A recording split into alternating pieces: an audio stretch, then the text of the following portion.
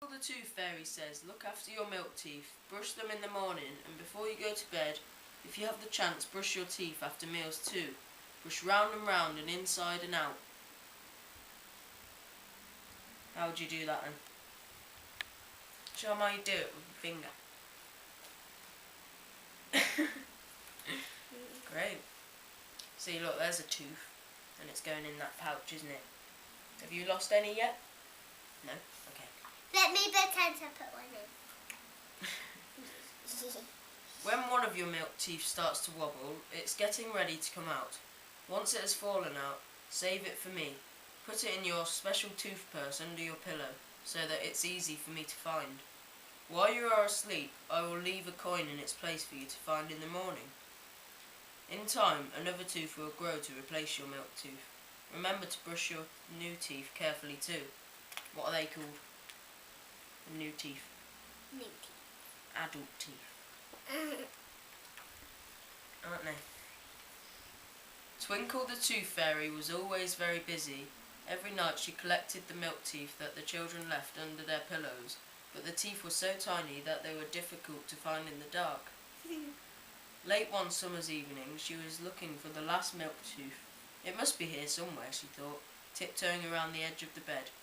Suddenly, she saw something sparkle in the moonlight. The tiny tooth had fallen on the floor. She picked it up carefully and put her last shiny coin under the pillow. "Good night," whispered Twinkle, as she gently kissed the sleeping child and flew silently out of the window. I put another one in the bag. Another one? So how many you got now? Two. Okay. The sun was just coming up as Twinkle flew back to Fairyland. All the fairies were very busy getting ready for the fairy ball. Fairy food had to be made by the best fairy cooks. And they are, look, making the cake. That's Oh, Dad. This isn't going on show to her friends, is it? Hundreds of fairy lights had to be put up. What, so she's just... No, just need to video their reactions. Reactions of what? Just Their have facial reactions, expressions while does she? she's reading to her and what she says and things about the book. Oh. Okay. Gonna say things about the book? And the fairy orchestra was practicing very hard to make this the best fairy ball ever. Do you know what an orchestra is? No. They play music, don't they? I love that dress and that tour. What colours are they? Green, pink, yellow. Well done. Before going to bed, Twinkle decided to go and see her friend Thimble, the fairy dressmaker. Thimble? James? Thimble had been busy too, making all the dresses for the fairy ball. "What beautiful dresses!" exclaimed Twinkle. "I'm glad you like them," said Thimble, "but they would be so much better if I could decorate them with golden thread. I can't find any in the whole of Fairyland. I know where there's lots of golden thread. Leave it to me," Twinkle said excitedly, and flew off high into the sky, like a bird. Where's another tour? One in the sun's mouth? Does the sun have teeth? She flew higher and higher. Soon she was among hundreds of bright shining stars. On she flew until she reached a huge golden ball, the sun.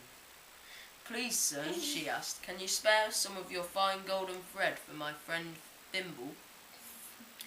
She needs it to make her dresses for the fairy ball." Twinkle waited. All of a sudden, a long trail of golden thread came slowly from the centre of the sun. Twinkle took the end of it and began to pull it towards her. "Oh, that tickles," laughed the sun. Soon Twinkle had gathered a large bundle of the precious thread. "Thank you, sun. Your thread will make my friend Thimble very happy." "You're very welcome, Twinkle," chuckled the sun. Then she flew back to Fairyland, being very careful not to drop the golden thread on the way. I'm gonna put some thread in my bag. Are you using it to tie the bag? Do you have to read the whole of it? How long is it? Yeah. Quite long. It's already 5 minutes long, the video. Okay. When Thimble saw what Twinkle had bought her, she clapped her hands with joy. Thank you.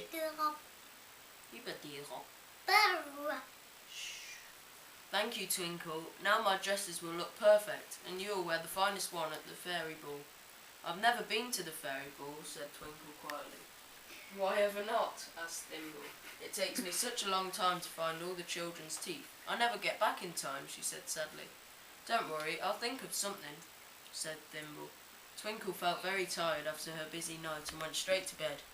When Twinkle woke up the next day,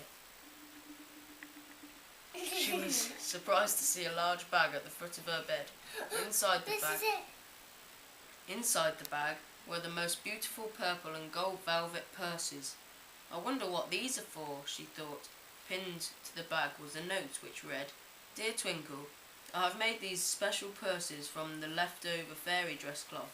The children can put their teeth into them. The purses will be much easier for you to find in the dark. With a bit of luck, you'll be back in time for the ball. Your best fairy friend, Thimble. And what does that mean? X, it means kiss. X kiss. Give a kiss to the camera. Later that evening, Twinkle collected all the children's milk teeth as usual. What have you got? A bag. What's that for? Teeth. Yeah. She left each child with a shiny coin tucked into one of the purses, which she carefully placed under their pillows. She whispered to each sleeping child, Please use your new purse to keep your next milk tooth safe under your pillow. When she had finished her night's work, she flew back home to sleep. The night of the fairy ball had come at last. Everyone had travelled far and wide to be there. Twinkle was so excited. Where is Twinkle? This one's Twinkle, so she's there, isn't she? She's there.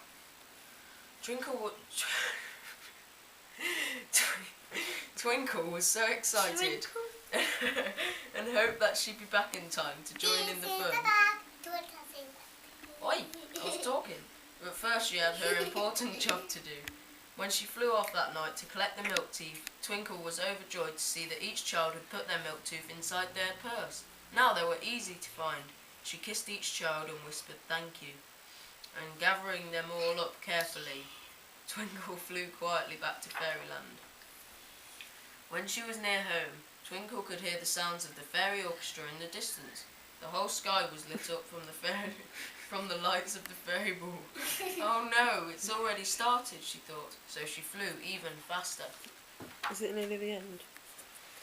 Yeah. Because it's been going for 8 minutes now. When she reached home, Twinkle rushed to her friend Thimble. Am I too late? She asked breathlessly. It's only just begun, laughed Thimble. You're in plenty of time. Thimble gave her Thimble. Yep.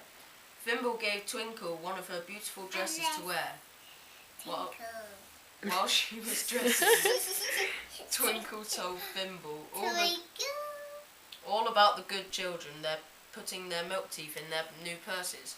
Twinkle had a wonderful time at the fairy ball and ate the most delicious fairy food she'd ever tasted.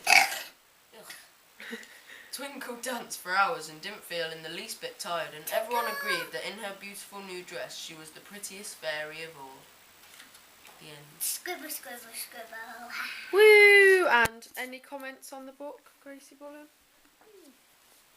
Comments? What would you like to say about it? Nothing. Not, oh, it's very good, and I now believe in the Tooth Fairy. Are you going to put your teeth in there? Yeah. Good. Hi, Becca. Comments on the book? Very good. Very long. Oh, Can you put yeah, this- and long. A bit too long, I think, for children. Can you put this in, please? So, and, you want to say bye to the camera?